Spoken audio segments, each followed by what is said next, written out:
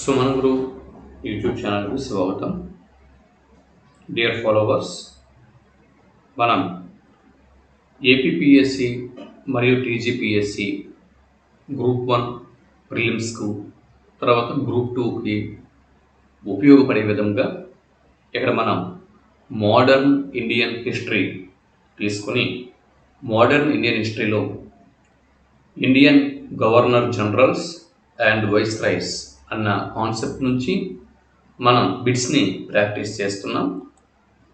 ఇందులో భాగంగా ఇదివరకే భారతదేశంలోని గవర్నర్లు భారతదేశంలో గవర్నర్ జనరల్స్ మరియు వైస్రాయ్ల పాలన అన్న అంశం నుంచి ఇంతకు ముందు వీడియోలో మనం ఒక 40 బిట్లను ప్రాక్టీస్ చేయడం జరిగింది. దానికి కొనసాగింపుగా ఈ వీడియోలో 41వ బిట్ నుంచి మరికొన్ని బిట్స్ని ఈ వీడియోలో మనం ప్రాక్టీస్ చేద్దాం.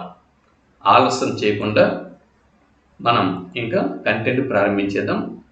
వీడియో మొదటిసారి చూస్తున్న వారు మన ఛానల్ని వెంటనే సబ్స్క్రైబ్ చేసుకోండి. అలాగే పక్కనే ఉన్నటువంటి బెల్ ఐకాన్ క్లిక్ చేయండి. మన ఛానల్ని రెగ్యులర్గా ఫాలో అవుతూ ఉండండి. ఇకపోతే వీడియోకి దయచేసి ఒక లైక్ ఇచ్చి చివరి వరకు వీడియో చూడండి. ఈ వీడియోకి మొదటి బిట్టు 41వ బిట్ని ఇక్కడ మనం చూస్తున్నాం. 41వ బిట్టు భారతదేశపు చూడండి, భారతదేశంలో వైస్రాయ్లనే రాజప్రతినిధులు అని కూడా అంటారు. ఈ వైస్రాయ్లనే రాజప్రతినిధులు అని చెప్పి అంటారు. మరి ఈ వైస్రాయ్ల యొక్క వరుస క్రమం క్రింది వాటిలో సరైనది ఏది గుర్తించండి అన్నది ప్రశ్న. వైస్రాయ్ల వరుస క్రమం సరైనది ఏది? ఒకసారి చూడండి. మీరు ఆన్సర్ చెప్పేలోపు ఒకసారి అబ్జర్వ్ చేయండి.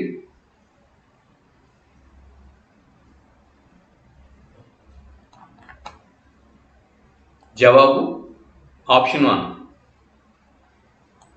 ఇక్కడ లార్డ్ కానింగ్ మొదటి వైస్రాయ్ లార్డ్ కానింగ్.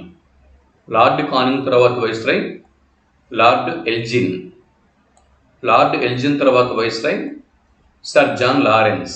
తదుపరి వైస్రాయ్ లార్డ్ మేయో. ఇది వరుస క్రమం. 4, 3, 2, 1. 42వ బిట్ని ఇప్పుడు మనం చూస్తున్నాం. అంటే భారతదేశంలో చివరి గవర్నర్ జనరల్ ఎవరు? అంటే ఏ గవర్నర్ జనరల్ తర్వాత వైస్రాయ్ల పరిపాలన భారతదేశంలో ప్రారంభమైంది? బెంగాల్ గవర్నర్ని బెంగాల్ గవర్నర్ జనరల్గా హోదా మార్చారు. బెంగాల్ గవర్నర్ జనరల్ హోదాని భారతదేశపు గవర్నర్ జనరల్గా హోదా మార్చారు. దాని తర్వాత భారతదేశపు గవర్నర్ జనరల్స్ హోదాని కాదని చెప్పి మన భారతదేశపు వైస్రాయ్లని నియమించడం జరిగింది. అయితే ఈ విధంగా భారతదేశపు చివరి గవర్నర్ జనరల్ ఎవరు?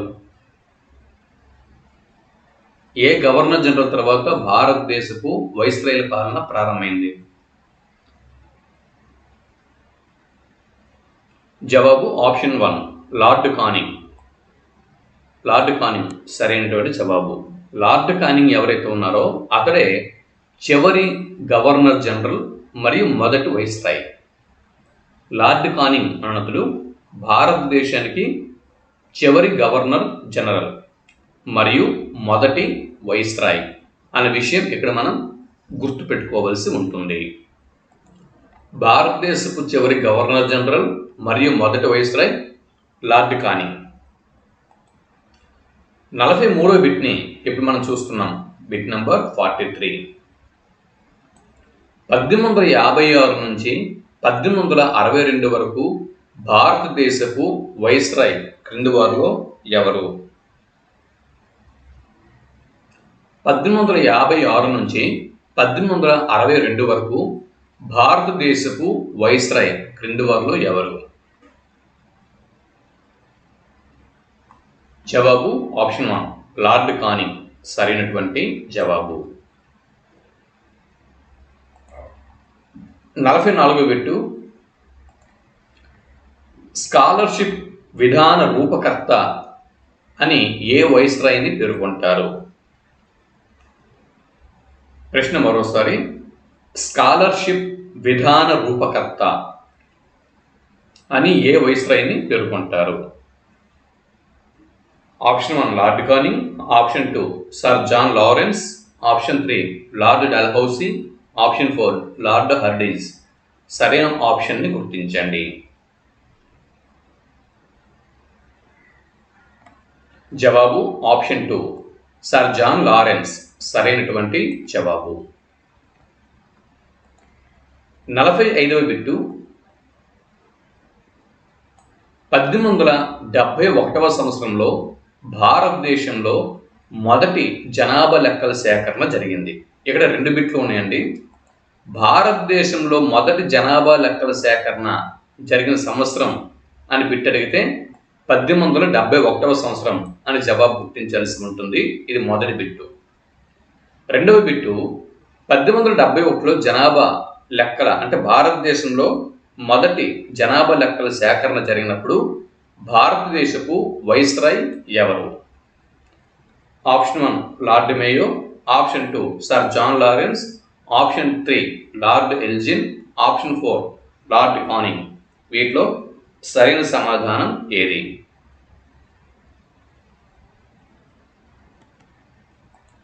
జవాబు ఆప్షన్ 1 లార్డ్ మేయో సరైనటువంటి జవాబు. లార్డ్ మేయో సరైనటువంటి జవాబు. 1871లో భారతదేశంలో మొదటి జనాభా లెక్కల సేకరణ జరిగినప్పుడు భారతదేశపు వైస్రాయ్ లార్డ్ మేయో. 46వ బిట్ని ఇక్కడ మనం చూస్తున్నాం. Bit number 46.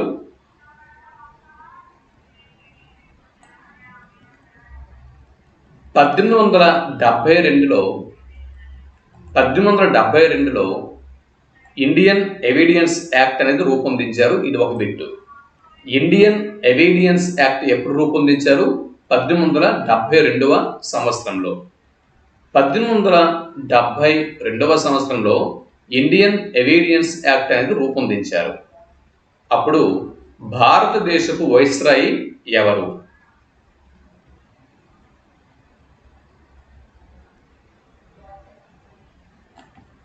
జవాబు ఆప్షన్ 4 లార్డ్ మేయో సరైనటువంటి జవాబు. ఆప్షన్ 4 లార్డ్ మేయో సరైనటువంటి జవాబు. 47వ బిట్ని ఇప్పుడు మనం చూస్తున్నాం. 47వ బిట్టు, జనన మరణాల రిజిస్ట్రేషన్ చట్టం రూపకల్పన ఏ వైస్రాయ్ కాలంలో జరిగింది? బిట్టు మరోసారి, జనన మరణాల రిజిస్ట్రేషన్ చట్టం రూపకల్పన ఏ వైస్రాయ్ కాలంలో జరిగింది? జవాబు గుర్తించండి. జవాబు ఆప్షన్ 4 లార్డ్ మేయో సరైనటువంటి జవాబు. Lord Mayo. 48వ బిట్టు, కలకత్తా, బొంబాయి, మద్రాసులలో 3 హైకోర్టులను ఏ వైస్రాయ్ కాలంలో స్థాపించారు? కలకత్తా, బొంబాయి, మద్రాస్ నగరాలలో భారతదేశంలో 3 హైకోర్టులను ఏ వైస్రాయ్ కాలంలో స్థాపించారు?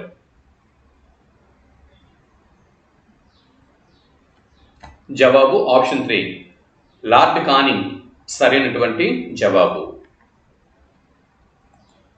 49వ బిట్ని ఇక్కడ మనం చూస్తున్నాం. 49వ బిట్టు, భారతదేశంలో మొదటిసారిగా ఆదాయపు పన్ను చట్టం ప్రవేశపెట్టిన సంవత్సరం ఏది? భారతదేశంలో మొదటిసారిగా ఆదాయపు పన్ను చట్టం ప్రవేశపెట్టిన సంవత్సరం ఏది? ఈ బిట్టు వస్తే జవాబుగా మనం దేన్ని గుర్తిస్తాం?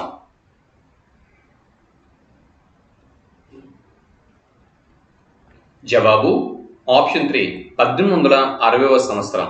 క్రీస్తు శకం 1860వ సంవత్సరం సరైనటువంటి జవాబు.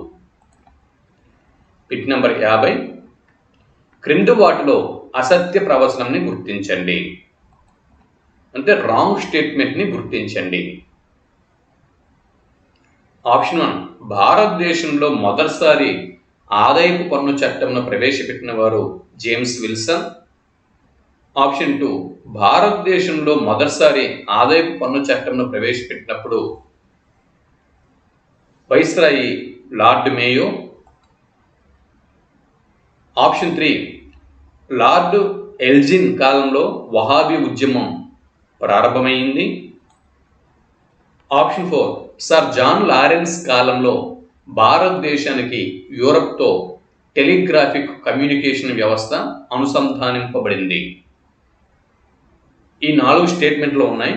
ఈ 4 స్టేట్మెంట్లలో 3 స్టేట్మెంట్లు కరెక్ట్గా ఉన్నాయి, ఒక స్టేట్మెంట్ మాత్రమే రాంగ్ ఉంది. అది ఏదో గుర్తించండి.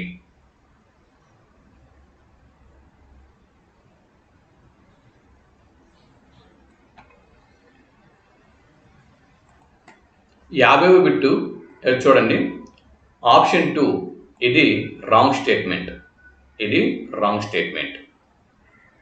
ఎందు గురించి అంటే 1860వ సంవత్సరంలో లార్డ్ కానింగ్ మేయో కాదండి, లార్డ్ కానింగ్ కాలంలో మొదటిసారి ఆదాయపు పన్ను చట్టంని భారతదేశంలో ప్రవేశపెట్టారు. అప్పటి వైస్రాయ్ ఎవరండి? Lord Canning. లార్డ్ మేయో కాదు, లార్డ్ కానింగ్. కాబట్టి ఆప్షన్ 2 ఇక్కడ రాంగ్ స్టేట్మెంట్. ఇక్కడ లార్డ్ మేయో కాదు, లార్డ్ కానింగ్ అని కరెక్షన్ చేసుకోండి. ఇక మిగిలినటువంటివన్నీ కూడా సరైనటువంటి స్టేట్మెంట్లు. ఇక చూడండి, స్టేట్మెంట్ 1 భారతదేశంలో మొదటిసారి ఆదాయపు పన్ను చట్టంను జేమ్స్ విల్సన్ ప్రవేశపెట్టాడు. భారతదేశంలో మొదటిసారి ఆదాయపు పన్ను చట్టంను జేమ్స్ విల్సన్ ప్రవేశపెట్టాడు. అలాగే లార్డ్ ఎల్జిన్ కాలంలో వహాబీ ఉద్యమం ప్రారంభం అయ్యింది. తర్వాత సర్ జాన్ లారెన్స్ కాలంలో భారతదేశానికి యూరప్తో టెలిగ్రాఫిక్ కమ్యూనికేషన్ వ్యవస్థ అనేది అనుసంధానింపబడింది. తర్వాత ఇక్కడ లార్డ్ కానింగ్ కాలంలో ఆదాయపు పన్ను చట్టంను ప్రవేశపెట్టడం జరిగింది. ఆప్షన్ 2 ఇక్కడ రాంగ్ స్టేట్మెంట్. 51వ బిట్ని ఇక్కడ మనం చూస్తున్నాం. Bit number 51. Statistical survey of ఇండియాను స్థాపించినప్పుడు భారతదేశపు వైస్రాయ్ ఎవరు?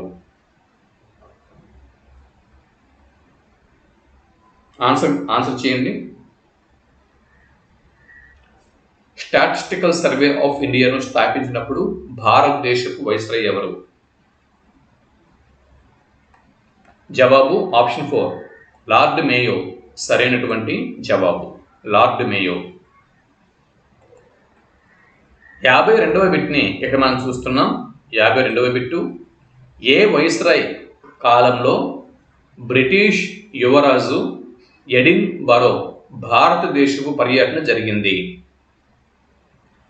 ఏ వైస్రాయ్ కాలంలో బ్రిటిష్ యువరాజు ఎడిన్ బరో భారతదేశపు పర్యటన జరిగింది?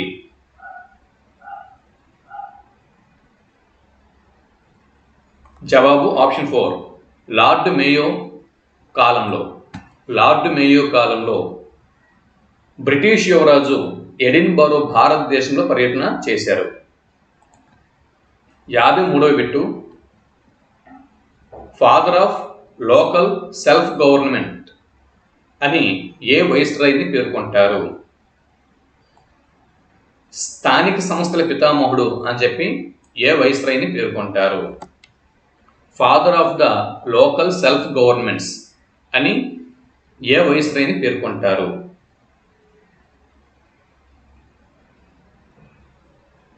జవాబు ఆప్షన్ 3 లార్డ్ రిప్పన్. సరైనటువంటి జవాబు. 54వ బిట్టు. పాకిస్తాన్కు ఆగస్టు 14న మరియు భారతదేశానికి ఆగస్టు 15న స్వాతంత్రం వచ్చినప్పుడు వైస్రాయ్ ఎవరు? అప్పటి వైస్రాయ్ ఎవరు? పాకిస్తాన్కు ఆగస్టు 14న, భారతదేశానికి ఆగస్టు 15న స్వాతంత్రం ప్రకటించినప్పుడు అప్పటి వైస్రాయ్ ఎవరు?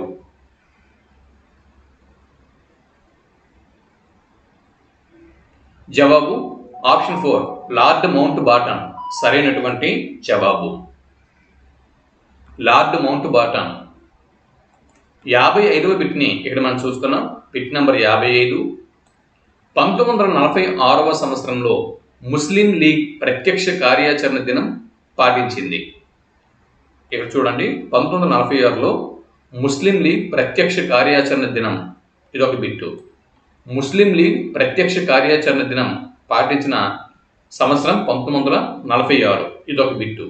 అయితే ఆ సమయంలో వైస్రాయ్ ఎవరు, ఇది రెండవ బిట్టు. అప్పటి వైస్రాయ్ ఎవరండి? జవాబు ఆప్షన్ 3 లార్డ్ వేవేల్ సరైనటువంటి జవాబు. లార్డ్ వేవేల్ సరైనటువంటి జవాబు. 56వ బిట్టు. క్విట్ ఇండియా ఉద్యమం 1942, ఈ సమయంలో భారతదేశంలో వైస్రాయిగా ఎవరున్నారు? ఏ వైస్రాయ్ కాలంలో 1942 క్విట్ ఇండియా ఉద్యమం కొనసాగింది? జవాబు ఆప్షన్ 2 లార్డ్ లిన్లిత్గో కాలంలో సరైనటువంటి జవాబు. Lord Linlithgow. 57వ బిట్టు. వైస్రాయిగా అత్యధిక కాలం 7 సంవత్సరాలు ఉన్నవారు క్రింది వారిలో ఎవరు? అంటే భారతదేశంలో వైస్రాయిగా పనిచేసిన వారిలో ఎక్కువ కాలం, అత్యధికంగా 7 సంవత్సరాల పాటు వైస్రాయిగా కొనసాగిన వైస్రాయ్ క్రింది వారిలో ఎవరు? వైస్రాయిగా అత్యధిక కాలం ఉన్నవారు క్రింది వారిలో ఎవరు? జవాబు ఆప్షన్ 2 లార్డ్ లిన్లిత్గో సరైనటువంటి జవాబు. 58వ బిట్ని ఇప్పుడు మనం చూస్తున్నాం. 58వ బిట్టు. 1932వ సంవత్సరంలో కమ్యూనల్ అవార్డు ప్రకటన సమయంలో వైస్రాయ్ ఎవరు? 1932వ సంవత్సరంలో కమ్యూనల్ అవార్డు ప్రకటన సమయంలో వైస్రాయ్ ఎవరు?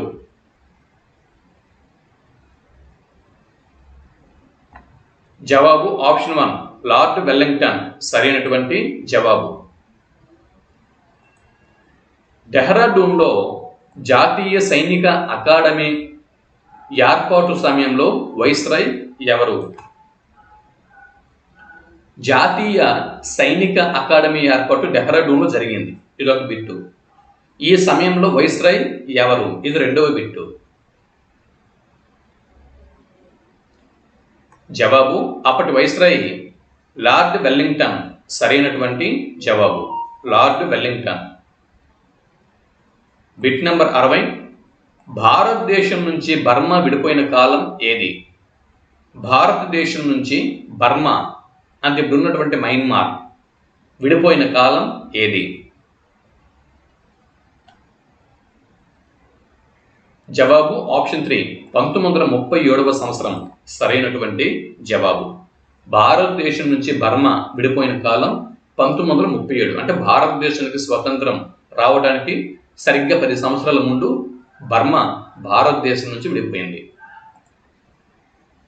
61వ బిట్ని ఇక్కడ మనం చూస్తున్నాం. ఏ వైస్రాయ్ కాలంలో భారతదేశం నుంచి బర్మా వేరుపడింది? 1937వ సంవత్సరంలో ఏ వైస్రాయ్ కాలంలో భారతదేశం నుంచి బర్మా వేరుపడింది?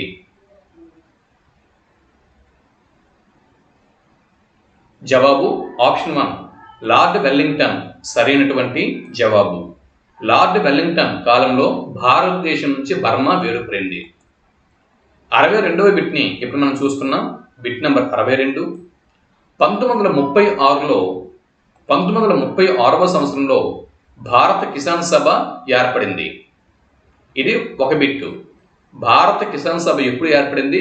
1936లో, ఇది ఒక బిట్టు. ఏ వైస్రాయ్ కాలంలో ఏర్పడింది? ఇది రెండవ బిట్టు. 1936లో భారత కిసాన్ సభ ఏ వైస్రాయ్ కాలంలో ఏర్పడింది?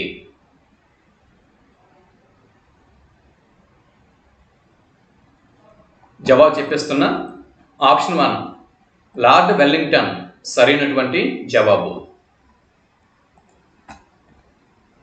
63వ బిట్టు 1931వ సంవత్సరంలో మొదటి రౌండ్ టేబుల్ సమావేశాలు ఏ వైస్రాయ్ కాలంలో జరిగాయి? 1931వ సంవత్సరంలో మొదటి రౌండ్ టేబుల్ సమావేశాలు జరిగాయి. అప్పుడు వైస్రాయ్గా ఎవరు కొనసాగుతున్నారు?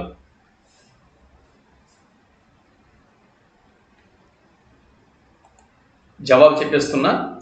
ఆప్షన్ 1 లార్డ్ ఇర్విన్ సరైనటువంటి జవాబు. లార్డ్ ఇర్విన్ కాలంలో 1931లో మొదటి రౌండ్ టేబుల్ సమావేశాలు జరిగాయి. 64వ బిట్ని ఇక్కడ మనం చూస్తున్నాం. 64వ బిట్టు 1935 భారత ప్రభుత్వ చట్టంను ఏర్పాటు చేసిన వైస్రాయ్ ఎవరు? లేదా 1935 భారత ప్రభుత్వ చట్టం ఏర్పడినప్పుడు వైస్రాయ్గా ఎవరున్నారు?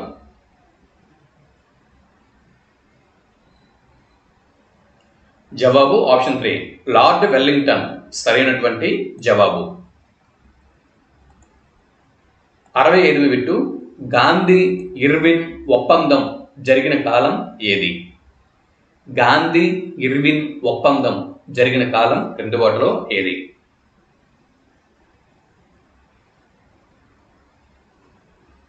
జవాబు ఆప్షన్ 2 1931వ సంవత్సరం సరైనటువంటి జవాబు.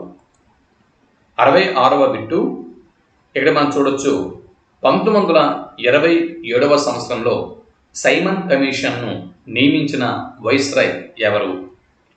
1927వ సంవత్సరంలో సైమన్ కమిషన్ను నియమించిన వైస్రాయ్ ఎవరు?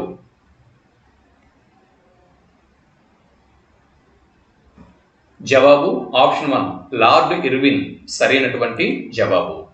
లార్డ్ ఇర్విన్ సరైనటువంటి జవాబు. 67వ బిట్ని ఇక్కడ మనం చూస్తున్నాం. 67వ బిట్టు సాధారణ బడ్జెట్ నుంచి రైల్వే బడ్జెట్ వేరుపరిచిన కాలం ఏది?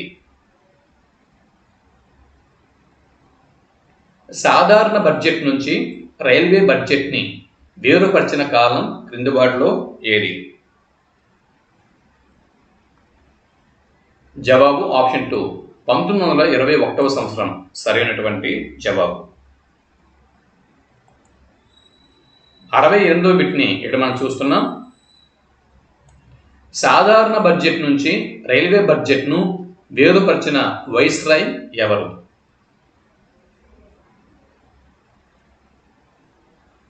సాధారణ బడ్జెట్ నుంచి రైల్వే బడ్జెట్ను వేరుపరిచిన వైస్రాయ్ ఎవరు? జవాబు చెప్పిస్తున్నా. ఆప్షన్ 3 లార్డ్ రీడింగ్ సరైనటువంటి జవాబు. Lord Reading. 69వ బిట్టు నాగపూర్లో రాష్ట్రీయ స్వయం సేవక సంఘ్ ఏర్పాటు జరిగినప్పుడు అప్పటి వైస్రాయ్ ఎవరు? ఆర్ఎస్ఎస్ ఏర్పాటు సమయంలో వైస్రాయ్గా ఎవరున్నారు?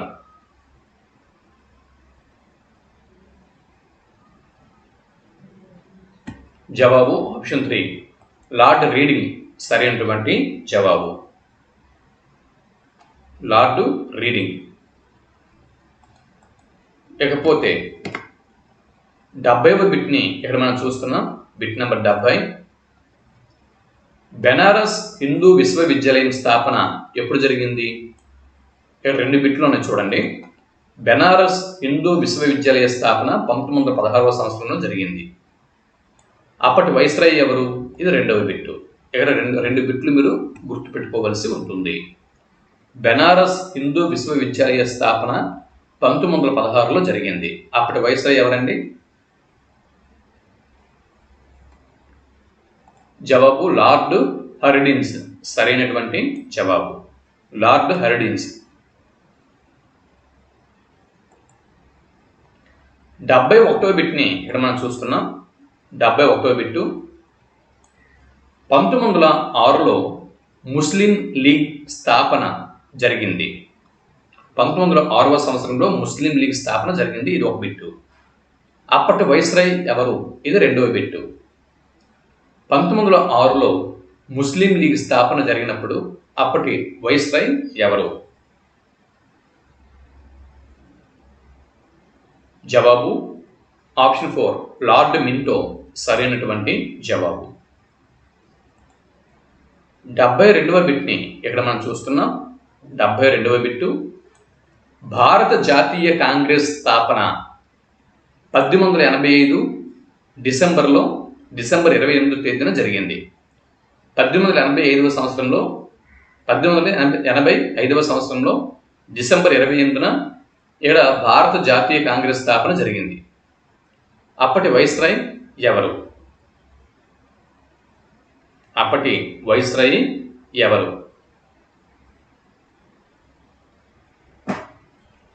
లార్డ్ డఫ్రిన్ సరైనటువంటి జవాబు. Option 2 lord Dufferin.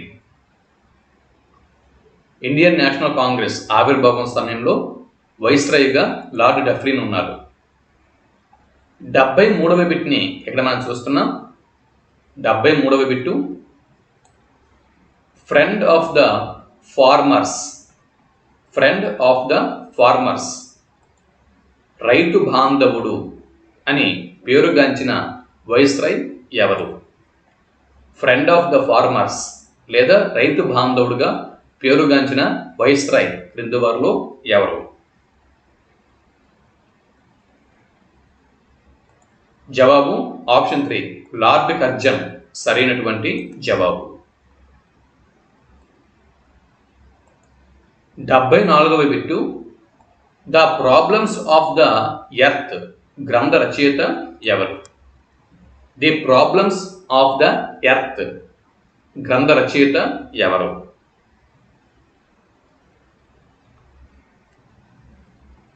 జవాబు చెప్పేస్తున్నా. ఆప్షన్ 3 లార్డ్ కర్జన్ సరైనటువంటి జవాబు. 75వ బిట్టు, భారతీయుల ఆత్మబంధువు. ఎంతకుముందు చూడండి, భారతీయుల అంటే రైతు బాంధవుడు లార్డ్ కర్జన్, మరియు భారతీయుల ఆత్మబంధువు ఎవరండి? భారతీయుల ఆత్మబంధువు. జవాబు ఆప్షన్ 3 లార్డ్ రిప్పన్ సరైనటువంటి జవాబు. Lord Ripon. 76వ బిట్ని ఇక్కడ మనం చూస్తున్నాం. 76వ బిట్టు, ఇండియన్ సివిల్ సర్వీసెస్ పరీక్షలను రాసేందుకు అర్హత వయసుని 19 నుంచి 21 సంవత్సరాలకు పెంచిన వైస్రాయ్ ఎవరు? ఇండియన్ సివిల్ సర్వీసెస్ పరీక్షలను రాసేందుకు అర్హత వయసుని 19 నుంచి 21 సంవత్సరాలకు పెంచిన వైస్రాయ్ ఎవరు? అంటే ఈ 76వ బిట్ కంటే ముందు ఈ బిట్ చూద్దాం బాగండి. ముందు 78వ బిట్ చూసిన తర్వాత 76వ బిట్ చూద్దాం. 78వ బిట్ చూడండి. ఇక్కడ భారతదేశంలో సివిల్ సర్వీసెస్ పితామహుడు అని ఎవరిని అంటాము? సివిల్ సర్వీసెస్ పితామహుడు Cornwallis. Lord Cornwallis Indian civil services పితామహుడు, father of the Indian civil services అని చెప్పి అంటాము. అప్పట్లో లార్డ్ కారన్ వాలిస్ భారతదేశంలో ఇండియన్ సివిల్ సర్వీసెస్ని ప్రవేశపెడుతూ అర్హత వయసు 21 సంవత్సరాల నుంచి ఆయన కొనసాగించడం జరిగింది. అయితే దాని తర్వాత సివిల్ సర్వీసెస్ పరీక్షల్ని రాయాలి అంటే కనీస వయస్సు 21 సంవత్సరాల నుంచి 19 సంవత్సరాలకు తగ్గించిన వైస్రాయ్ ఎవరు? ఇది బిట్టు. 78వ బిట్ చూడండి. సివిల్ సర్వీసెస్ పరీక్షలకు కనీస వయస్సు 21 నుంచి 19 సంవత్సరాలకు తగ్గించిన వైస్రాయ్ ఎవరు?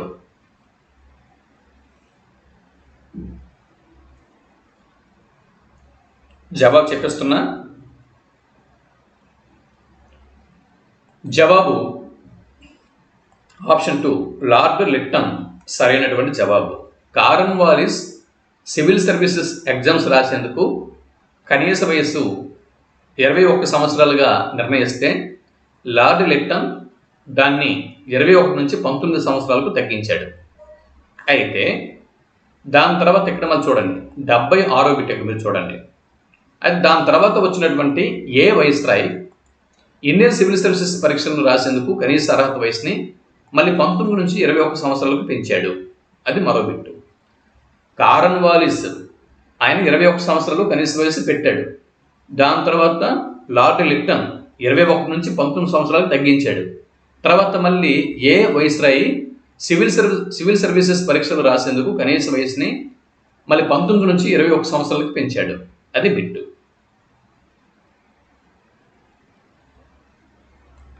జవాబు ఆప్షన్ 3 లార్డ్ రిప్పన్ సరైనటువంటి జవాబు. Lord Ripon. కార్న్వాలిస్ సివిల్ సర్వీసెస్ని ఇంట్రడ్యూస్ చేశాడు.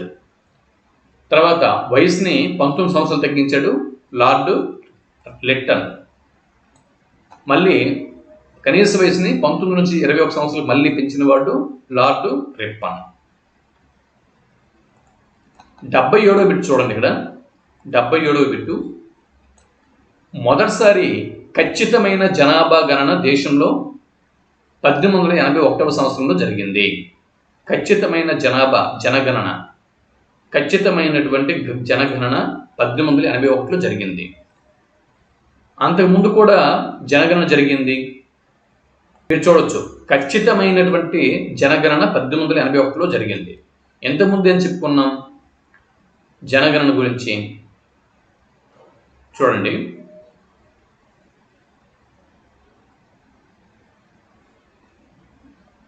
జనగణన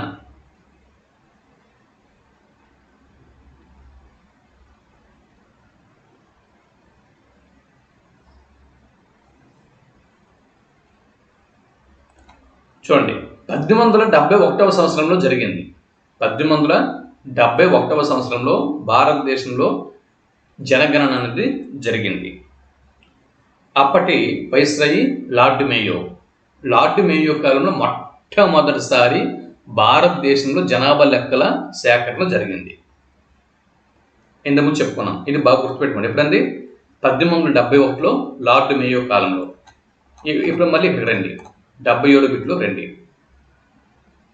ఖచ్చితమైన జనగణన మళ్ళీ 1881లో జరిగింది. అంటే 10 ఇయర్స్కి ఒకసారి కదా భారతదేశంలో 10 ఇయర్స్కి ఒకసారి జనగణన అనేది జరుగుతుంది. ఆ విధంగా మళ్ళీ 1881వ సంవత్సరంలో జనగణన చేపట్టారు. ఇది ఖచ్చితమైనటువంటి జనగణన. ఇది అంటే సెకండ్ టైం చేపట్టింది ఖచ్చితమైనది. అయితే ఈ ఖచ్చితమైనటువంటి జనగణన 1881వ సంవత్సరంలో జరిపించిన వైస్రాయ్ ఎవరు?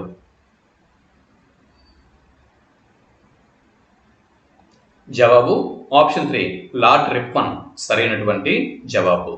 Lord Ripon. ఇకపోతే 79వ బిట్ని ఇక్కడ మనం చూస్తున్నాం. Bit number 79. 1857లో కలకత్తా, బొంబాయి, మద్రాసులలో విశ్వవిద్యాలయాలను ఏర్పాటు చేశారు. అప్పుడు వైస్రాయ్ ఎవరు? జవాబు లార్డ్ కానింగ్ సరైనటువంటి జవాబు. 80వ బిట్టు. రైల్వేల నిర్వహణ కోసం 3 సభ్యులతో రైల్వే బోర్డును ఏర్పాటు చేసిన వైస్రాయ్ ఎవరు? రైల్వేల నిర్వహణ కోసం 3 సభ్యులతో రైల్వే బోర్డును ఏర్పాటు చేసిన వైస్రాయ్ ఎవరు? జవాబు ఆప్షన్ 4 లార్డ్ కర్జన్ సరైనటువంటి జవాబు. గత వీడియోలో 40 ప్రాక్టీస్ బిట్స్ని చూసాం. ఈ వీడియోలో మరో 40 ప్రాక్టీస్ బిట్స్ ఇక్కడ మనం ప్రాక్టీస్ చేయడం జరిగింది. అయితే ఈ భారతదేశపు గవర్నర్ జనరల్స్ మరియు వైస్రాయ్లు మీద ఇంకా బిట్స్ అనేవి ఉన్నాయి. అంటే మొత్తం గవర్నర్ జనరల్స్, వైస్రాయ్లు వారి యొక్క వరుస క్రమం చివరికి ఒక పట్టికలో ఇచ్చేస్తాను మీకు. అంటే ముందు బిట్స్ చూడండి, దీని తర్వాత ఈ బిట్స్ అన్ని అయిపోయిన తర్వాత ఏంటంటే ఒక చార్ట్ అనేది రూపొందిస్తాను. ఒక చార్ట్ అనేది ఫ్రేమ్ చేసి, అంటే ఎవరు, ఏ గవర్నర్ జనరల్, ఏ కాలం, తర్వాత ఆ కాలంలో వాళ్ళు ప్రవేశపెట్టినటువంటి ముఖ్యమైన సంస్కరణలు, వీటితో ఒక చార్ట్ అనేది ప్రిపేర్ చేసి మీకు నెక్స్ట్ అనేది నేను అందిస్తాను. అందాక వీటిని ప్రాక్టీస్ చేస్తూ ఉండండి. 40 బిట్లు మొదటి వీడియోలో ప్రాక్టీస్ చేసాం. ఈ వీడియోలో 40 బిట్స్ ప్రాక్టీస్ చేసాం. ఓవరాల్గా భారతదేశపు గవర్నర్ జనరల్స్ మరియు వైస్రాయ్స్ నుంచి 80 బిట్లని మనం ప్రాక్టీస్ చేయడం జరిగింది. వీడియోకి దయచేసి ఒక లైక్ ఇవ్వండి. తర్వాత వీడియోలో మరిన్ని బిట్స్తో మళ్ళీ కలుద్దాం. అంతవరకు సెలవు. నమస్తే.